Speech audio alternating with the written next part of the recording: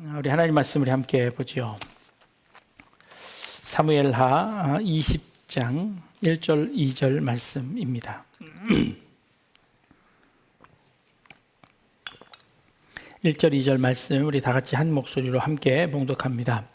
마침 거기에 불량배 하나가 있으니 그의 이름은 세바인데 베냐민 사람 비그리의 아들이었더라. 그가 나팔을 불며 이르되 우리는 다윗과 나눌 분깃이 없으며 이새의 아들에게서 받을 유산이 우리에게 없도다. 이스라엘아 각각 장막으로 돌아가라 하매 이에 온 이스라엘 사람들이 다윗 따르기를 그치고 올라가 비그리의 아들 세바를 따르나 유다 사람들은 그들의 왕과 합하여 요단에서 예루살렘까지 따르니라. 아멘.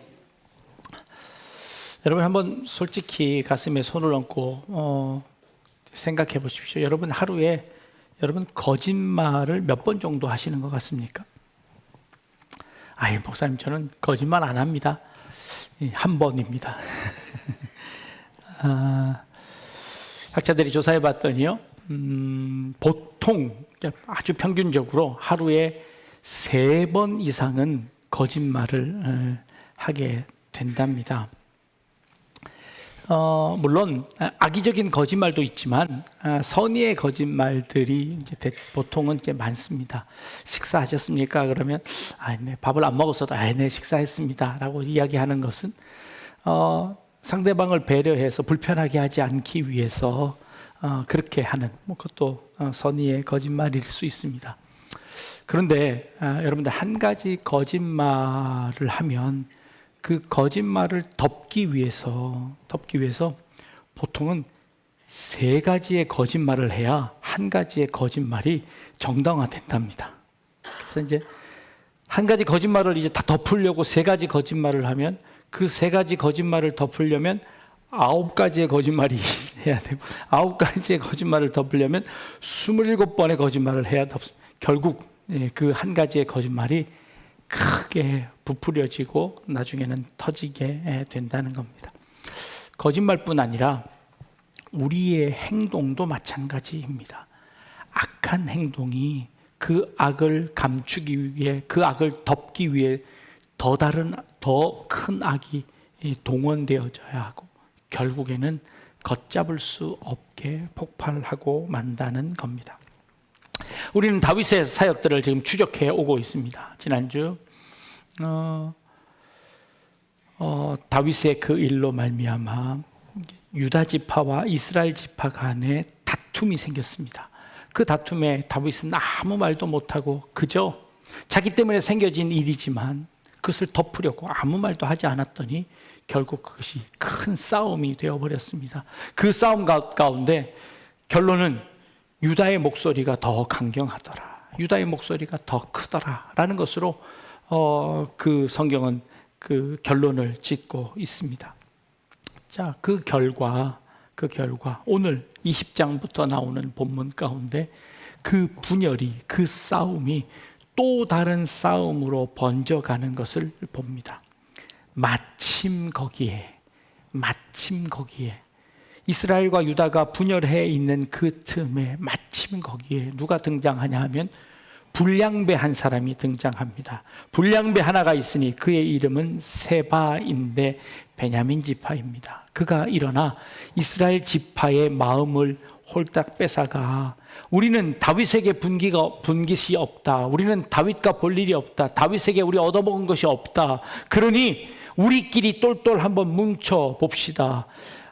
내가 그 목소리를 내 우리의 이익을 찾아오겠습니다 하고 이 불량배 세바가 이스라엘 지파의 마음을 홀딱 뺏어서 반란을 또 일으키게 되어집니다. 성경은 참 재밌습니다. 여기에 불량배라는 단어를 썼습니다. 여러분 불량배라고 하면 어떤 생각이 드십니까? 좀 껄렁껄렁한 그런 사람들처럼 보이십니까? 원문에 보니까 이건 벨리알이라는 단어를 쓰고 있는데 이 원문의 속뜻을 보니 유익이 없는 자, 그리고 다음 뜻이 공동체를 파괴하는 자. 불량배의 뜻이 뭐라고요? 공동체를 파괴하는 자가 불량배라고 성경은 우리에게 지적하고 있습니다. 한국 영화에는 조폭들이 굉장히 자주 등장합니다. 조폭들을 보면 참 의리가 있습니다. 조폭들의 의리를 아름답게 미화하기도 합니다. 그런데 여러분, 그 조폭들의 의리라는 것이 무엇입니까? 결국은 배타적인 집단적 이기주의에 불과합니다. 그들은 범죄나 불법을 묵인하고 그들만의 이익을 최우선으로 삼는 자 조폭입니다. 자기들의 이익을 위해서는 무슨 짓이든 할 수 있는 자, 자기들끼리의 의리를 위해서는 어떤 범죄도 서슴지 않는 자들이 조폭들입니다. 불량배지요. 공동체를 파괴하는 자들입니다. 내 편, 네 편을 철저하게 가릅니다. 조폭들은 그 편을 나누어 그들의 이익이 조금이라도 손상되면 싸워서 한쪽을 눌러야 합니다. 그 과정 속에서 사회는 갈라지게 되고, 그리고 그 불량배로 인해서 사회는 더 훨씬 험악해 되어지는 것이지요. 폭력이 정당화되어지는, 그래서 그 의리라는 그것이 아름답게 미화되기는 했지만 결국 집단적 이기주의에 불과한 갈라치기입니다. 결국 그것이 뭐라고요? 불량배라고 하는 그 단어입니다. 지금 이 세바가 하는 이 짓이 바로 그 불량배 짓입니다. 다윗에게 마음이 이렇게 상처받은,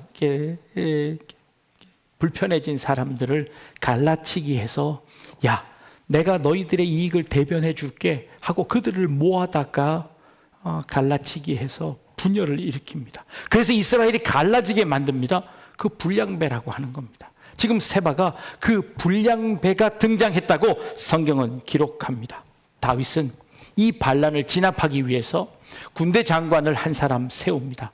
우리가 읽지 않았지만 20장 전체 내용들을 조금 요약해 드리면 이렇습니다.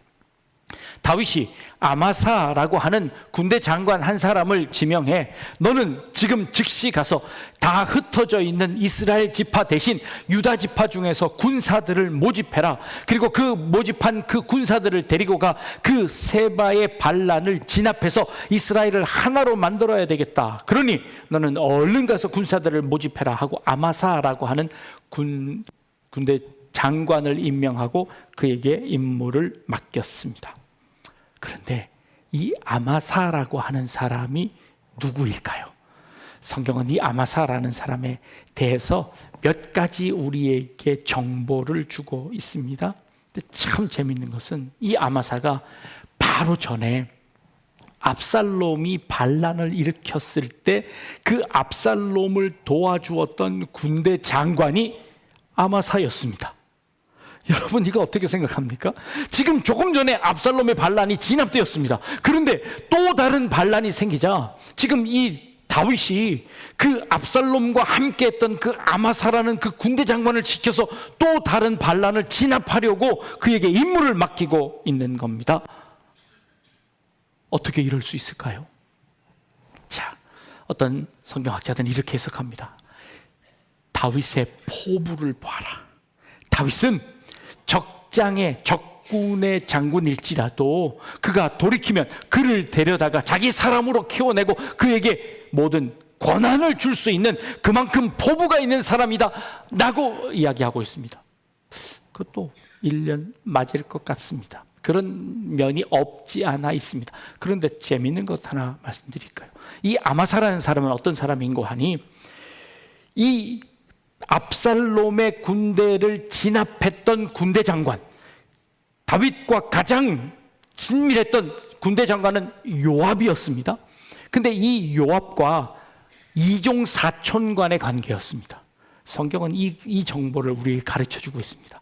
자, 압살롬이 군대 장관을 시켰던 아마사와 이 요압은 이종 사촌관이라니까요. 이 이종 사촌이 서로 갈라져서 압살롬을 위해서, 다윗을 위해서 싸우다가 이 요압이 이겼습니다. 그러면 요압을 더 신뢰하고 요압에게 맡겼어야 하는데, 이 지금 다윗은 요압에게 군사를 맡기지 않고 누구에게? 아마사에게 군사를 맡기고 있습니다. 요압의 마음은 어땠을까요? 다윗에게 불편한 마음이 분명히 있었을 겁니다. 그러면 다윗은 왜 요압 대신 아마사에게 이 일을 맡겼을까요? 압살롬의 전투에서 다윗은 전쟁을 나가는 군사들에게 이렇게 부탁합니다. 여러분, 내 얼굴을 봐서라도 제발 압살롬을 죽이지 말고 살려서 데리고 와 주십시오. 그는 반란을 일으켰지만 내 아들입니다. 그러니 제발 죽이지 말고 살려서 데리고 오십시오 라고 모든 전쟁에 나가는 군사들에게 그렇게 부탁을 했습니다. 그 부탁을 들은 모든 군사들이 압살롬 죽이기를 두려워했습니다. 압살롬이 가다가 말고 그만 나무거리에 자기 머리결이 걸려서 대롱대롱 매달려 있자 그걸 그 군인이 요압 군대 장관에게 이야기합니다. 그랬더니 요압이 뭐라고 합니까? 너는 왜 즉시 그 압살롬을 죽이지 않았느냐? 내가 다윗이 한 말을 들었는데 어떻게 압살롬을 죽일 수 있습니까? 그러자 요압이 그 즉시로 달려가 압살롬을 그 자리에서 죽입니다. 요압은 압살롬을 왜 그렇게 죽였을까요? 아버지는 못하지만 나는 그 반란군을 죽여 진압해야 이 나라를 세울 수 있다고 생각했기에 그의 또 다른 충성심으로 요압은 그랬을 수 있습니다.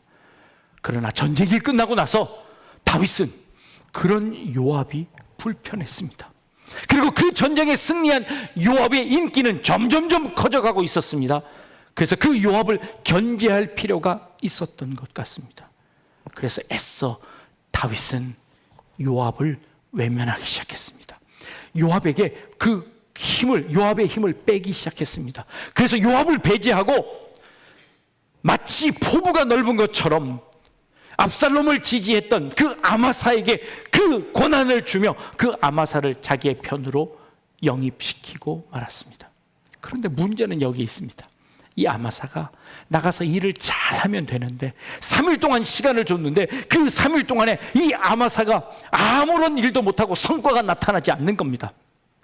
그러자 다윗이 불안했는지 이 세바의 세력이 더 커지기 전에 빨리 진압을 해야 하는데 너무 힘드니 이번에는 아비새라는 사람을 보냅니다. 또 다른 군대 장관을 보냅니다. 아니, 요압은 여전히 살아있는데, 요압이 지금 힘이 이만큼 있는데 지금 요압을 애써 배제하며 아비새라는 군대 장관을 또 세웁니다.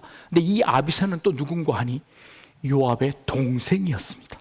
친동생이었습니다. 지금 철저하게 요압을 배제시키고 아마사와 아비새에게 그 일을 시킵니다.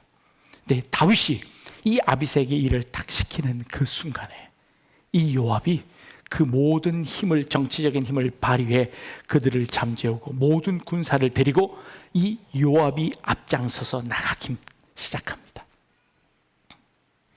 요압이 그 동생 아비새의 모든 군사들을 다 모아 자기가 앞장서서 이 세바의 반란을 진압하러 갑니다. 그런데 막 출정하고 있는데 먼저 명령을 받았던 아마사가 저 앞에서 걸어옵니다.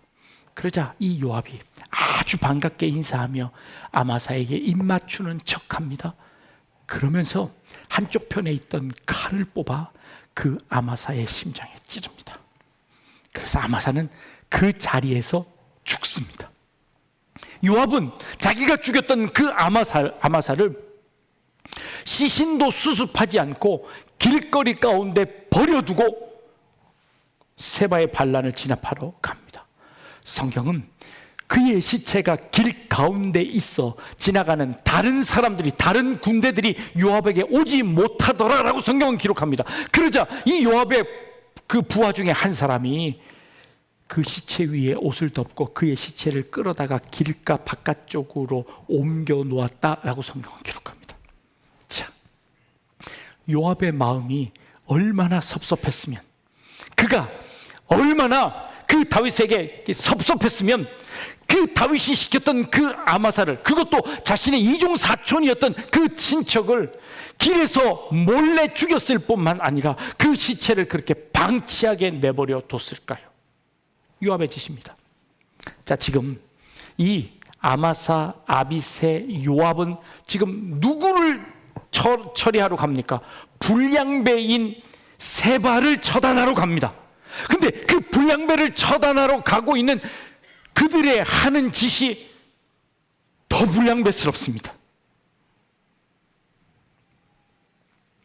요압을 애써 외면하려고 하는 다윗의 그 행태가 불량배스럽습니다. 모든 일어나는 사건들이 불량배 하나 처리하는 그 방법이 불량스럽고, 그들을 해하려고 하는 그 나머지 사람들도 불량스럽습니다. 이때 성경은 또 다른 한 사람을 등장시킵니다. 세바라는 이 불량배가 성읍에 들어가 거기에 토성을 쌓고 요압의 군대를 막으려고 숨어 들어갔습니다. 요압이 나머지 군대들을 모아 그 세바의 반란을 진압하러 그 성으로 갑니다. 그런데 그 성에 들어가기 전에 이름도 알 수 없고 어떤 지책인지도 알 수 없고 어떠한 정보도 주어지지 않는 한 여인이 등장합니다. 근데 이 여인을 수식하는 수식어가 있는데 성경은 뭐라고 얘기하냐면 지혜로운 한 여인이 있었더라.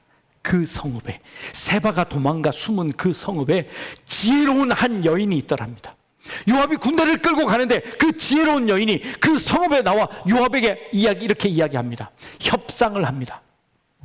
당신은 그 세바 한 사람 때문에 우리의 모든 성읍에 있는 사람들을 다 죽이려고 합니까? 그게 말이 됩니까? 그러자 요압이 아니다. 내가 그 너희들 성읍들과는, 너희 성읍 사람들과는 우리가 원수질 이유가 하나도 없다. 나는 세바만 잡아가면 된다. 그러자 이 지혜로운 여인이 다시 성읍으로 들어갑니다. 그리고는 그 성읍 사람들과 협상을 합니다. 요압이 이 세바만 내어주면 우리 성읍 사람들을 살려준답니다. 우리와 아무런 마찰이 없게 하겠답니다. 그러자 그 성읍 사람들이 이 지혜로운 한 여인의 말을 듣고 세바를 죽여 세바를 요압에게 가져다 줍니다. 그러자 요압은 그 세바의 시신을 수습해 모든 군대를 이끌고 예루살렘 성으로 돌아옵니다. 그리고 모든 군대는 다 해산해 버렸습니다. 이게 오늘 우리가 읽은 20장의 마지막 결론이었습니다. 근데 그 결론 마지막에 23절에 성경은 이렇게 기록합니다. 요압은 이스라엘 온 군대의 지휘관이 되었다라고 기록합니다. 다윗은 사라져 버렸습니다. 이제 더 이상 다윗은 이 성경에 자주 등장하지 않습니다. 마치 다윗이 골리앗을 이기고 사울이 하나님에게 미움받, 하나님에게 죄를 짓고 숨어있는 그 즈음에 다윗이 온 군대, 온 이스라엘의 칭송을 받더라. 그래서 다윗의 인기가 올라갔던 것처럼 사울의 이름은 쇠퇴되어지고 다윗의 이름이 올라갔던 것처럼 이제 다윗의 이름은 쇠퇴되어지고 요압의 이름이 올라가는 모습을 봅니다. 왜 이런 결과들이 일어나고 있는 걸까요? 이 사건의 시작은 다윗이 밧세바에게 저지른 그 간음죄였습니다. 다윗은 그 죄를 짓고 그것을 덮으려고 그의 남편을 죽였습니다.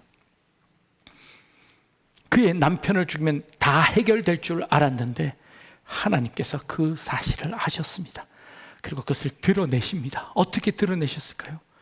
그 다윗의 가족의 자녀들을 통해서 똑같은 범죄가 일어나게 합니다. 그 아들의, 그 큰아들이 다른 이복 누이를 강간합니다. 자기와 똑같은 범죄가 그 가족 가운데 일어납니다. 이걸 다윗은 수치스러워 덮으려고 합니다. 그것을 덮자 형제들끼리 싸움이 일어납니다. 그래서 형제들끼리 살육이 일어납니다. 다윗은 또 그것을 또 덮습니다.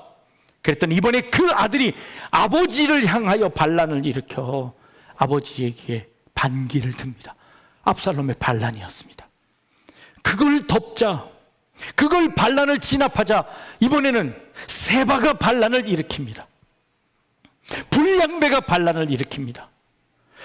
그 불량배하는 그 짓이 지금 다윗이 한 짓이었고 다윗의 부하들이 한 짓이었고 그의 모든 이스라엘 사람들이 지금 다 불량배로 다 서로 갈라치기 하며 서로의 이익을 위해서 서로의 자기의 유익을 위해서 싸우는 모습들로 나타나고 있는 이 모습을 단 한마디로 평가하고 있습니다. 불량배다. 다윗도 세바도 그리고 요압도, 아마사도, 아비새도, 이 모든 이스라엘의 지도자들이 지금 불량배 짓을 하고 있는 겁니다. 교회 안에, 공동체 안에 불량배는 그 세력을 나누는 자입니다. 서로 싸워 이간질을 하는 자입니다. 그런데 이 나눔할 때 반드시 악한 행동으로 하지 않습니다. 나름대로 선의를 가지고 있습니다. 나름대로 의미를 갖고 선한 행동을 하려고 합니다. 요압도 왕은 못하지만 나는 할 수 있습니다. 그러나 이것은 이스라엘 나라를 위해서 반드시 필요합니다. 그래서 압살롬을 죽였을 겁니다.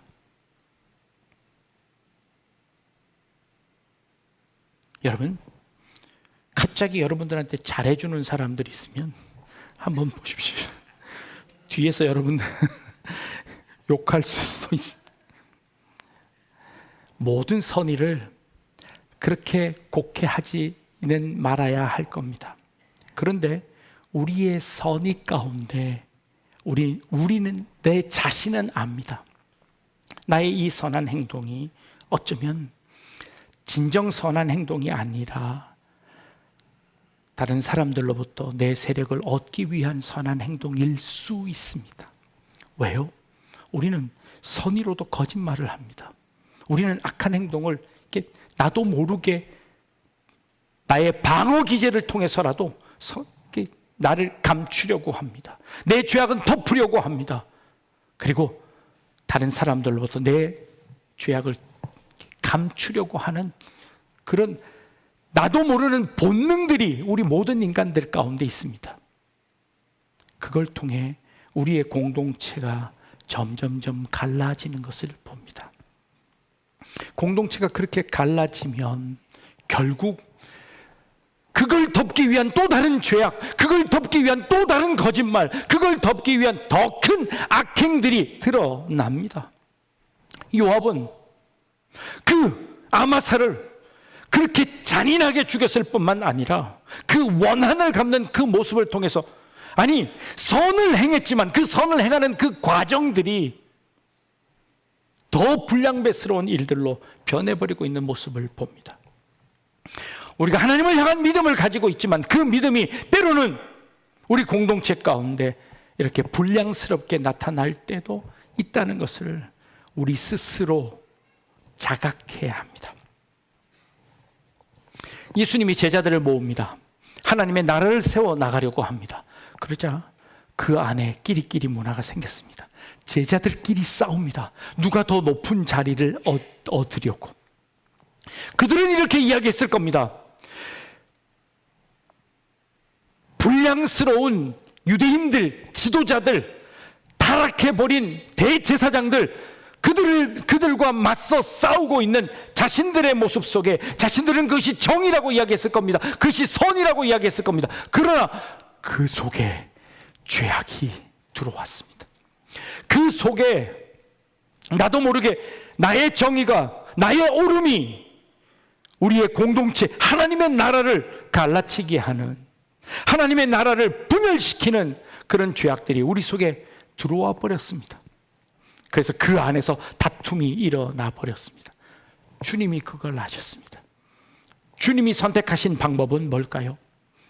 그들과 맞서 싸워 그 더 큰 악을 없애기 위한 조그만 악을 용납하는 것이었을까요? 아니요, 그렇지 않습니다. 주님의 방법은 십자가였습니다. 주님의 방법은 그 모든 악한 방법들을 포기하는 거였습니다. 더 큰 악을 맞서기 위해 우리의 이 조그만 악 정도는 눈 감아 줄 수 있다. 아니요. 주님은 그것마저 포기하시고 자신의 모든 몸을 내어주심으로 말미암아 그 악에 맞서고 있습니다. 그 거짓에 맞서고 있습니다. 무력한 것 같습니다.